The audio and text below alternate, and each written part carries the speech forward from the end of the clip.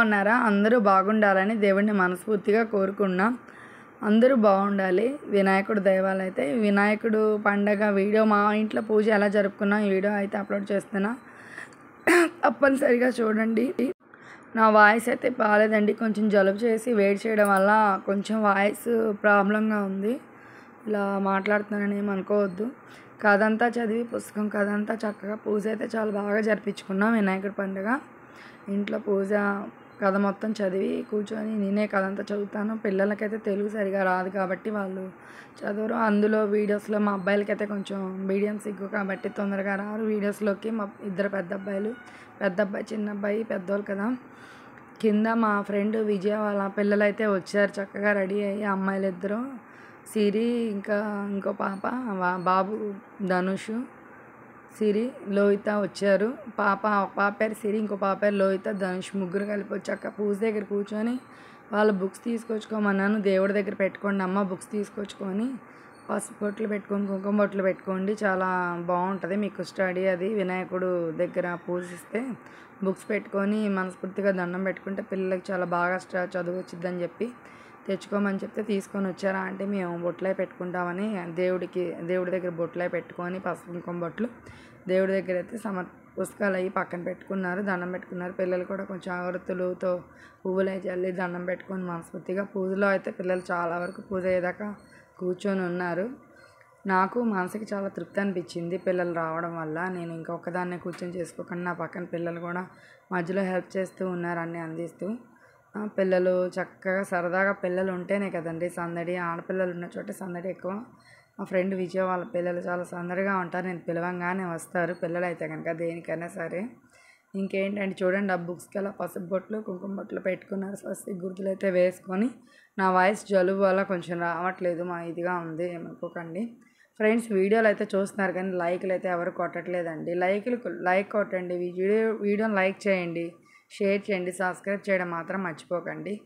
మా వినాయకుడి పూజ అయితే మేము ఈ విధంగా చేసుకున్నాం. పాల తాలూకులు ఉండ్రాళ్ళు ఇంకా కొంచెం దద్దోజనం చేసుకున్నాం, కట్టె పొంగల్లాగా. బఠానీ శనగలు పులిహార మొత్తం కలిపి 5 రకాల నైవేద్యాలు పెట్టి వడపప్పు కూడా పెట్టి సపరేట్ పెట్టి ఇంకా నేను వినాయకుడి పూజ అయితే ప్రారంభించాను. నాకు చాలా టైం పట్టిందండి. 12, 11:30 అయితే అయిపోయింది.